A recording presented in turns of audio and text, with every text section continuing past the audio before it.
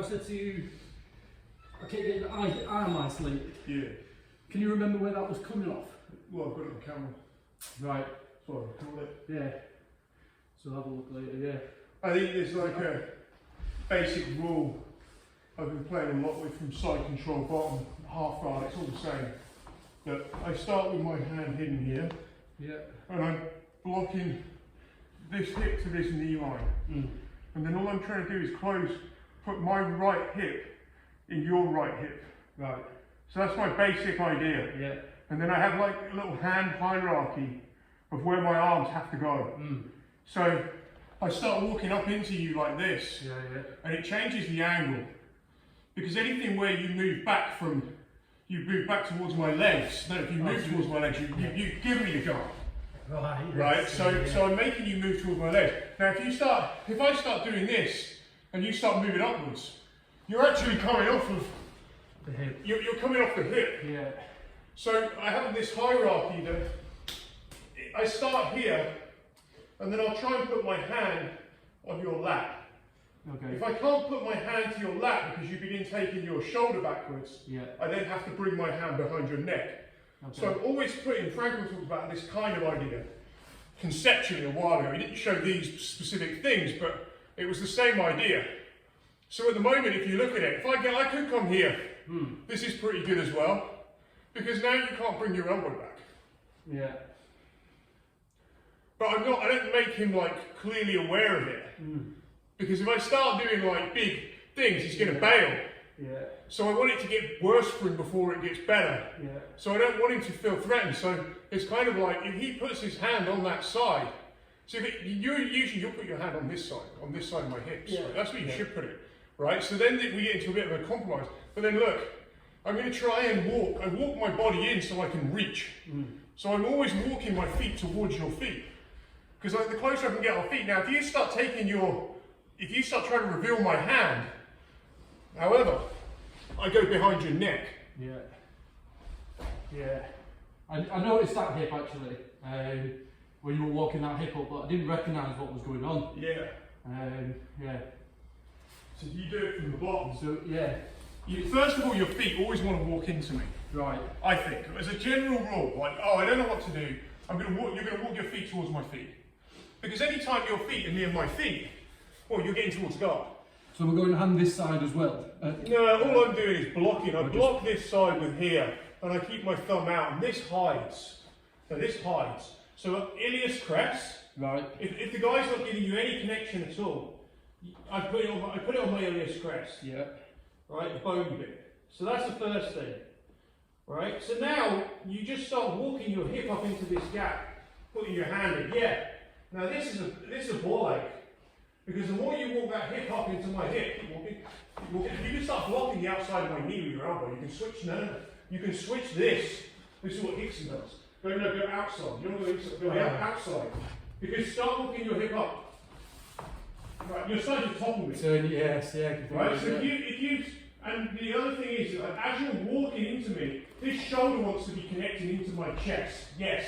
So go back, push the shoulder in, and then walk in. Yes. But it's already taken you over. Yeah. Yeah. So there's this underlying game going on where you're already starting to get onto your side, Yeah. but really tight to him. Yeah. Which means it gives him a dilemma because he can't come into you. So he has to start moving in the direction you're choosing to move. It's like judo. You want to make him dictate, you want to dictate the dance. Yeah, yeah. And that creates a problem because he doesn't want to move. He's in side control. He wants everything to be static. So you don't do it again. He wants everything to be static from the off. Yeah. And if I move this hip out, then you're just going back to guard, aren't you? Yeah, well, you're giving me space. Yeah. So if I start walking into you from the off, this is like what I mean. There's things you can do, but they're going to generally move. I mean, you could try and mount. This is what James started was trying to mount. Yeah, and so now, like, well, now you're moving when we're tight. Yeah. It's just the same space again, isn't it? If I go to mount. Yeah, it's a bit like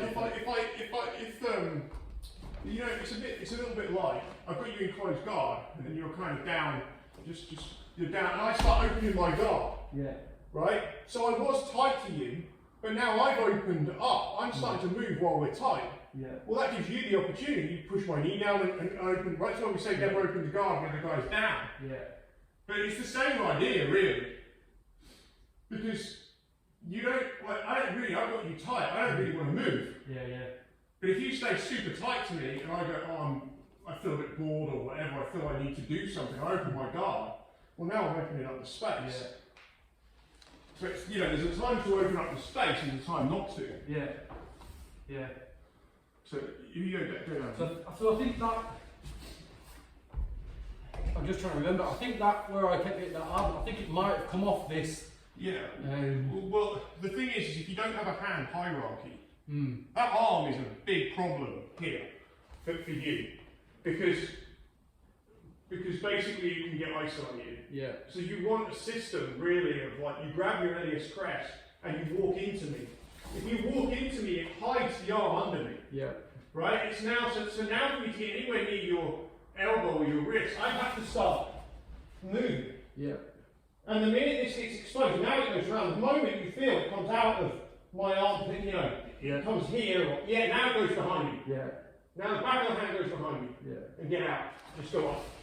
Yeah. So that hand has to be a system. Yes. There has to be a, I'm going here, I'm going here, I'm going here, I'm moving out.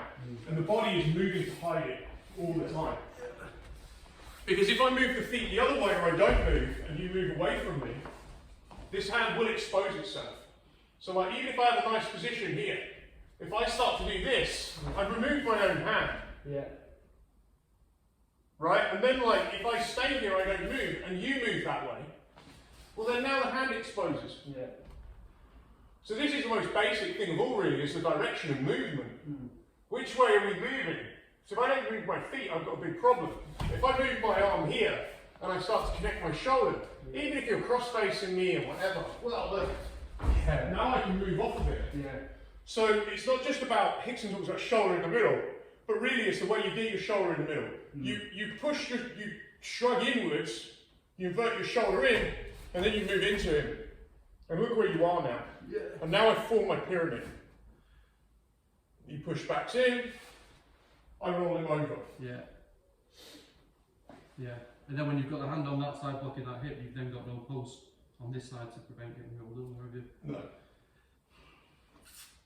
So it's a very simple bunch of ideas just put together. Yeah. And then you use it in combination and it's a nightmare. Yeah. Yeah, because I think about 3 times I ended up with that arm isolated. Yeah.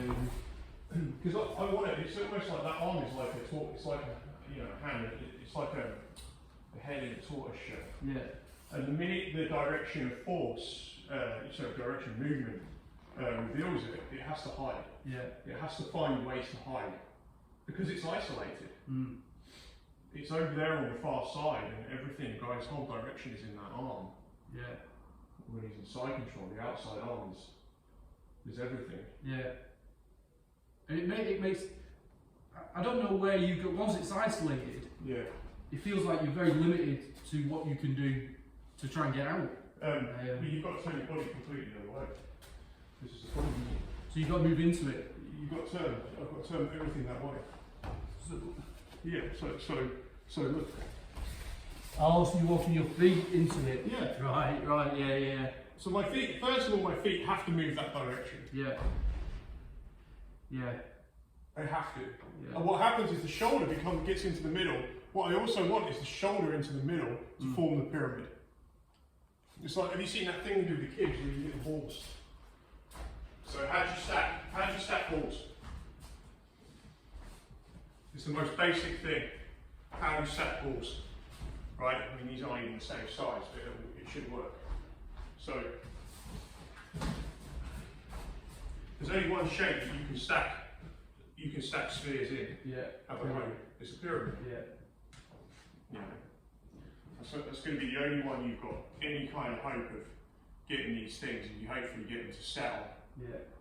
And they should stack, right? Even if they're the wrong size, you've got minimal minimal effort to hold that, maybe none. Yeah. Eventually they might roll and collapse, but that's it. Yeah. Yeah. And so it's the same principle. It's the same principle. You have to form pyramids out of all these bits of joints. Yeah. And the more you form a pyramid, the the better. Yeah. So when you get that, so you're here inside control. So this is coming across. Yeah. If that gets isolated, You have to go that way. yeah. But you're effectively trying to do what you did here. Yeah, it's the same You're thing. taking your hips to your hand rather than hand to hip. Yeah, aren't you? but you haven't got a hope you do Yeah. that. Yeah. Yeah. But it's, yeah. Yeah. Well, I mean, you can try, but Yeah. it's pretty shit odds. Yeah. So, Yeah. you don't. Cool. Yes. Yeah. Thanks. Thanks. Good roll. Yeah, you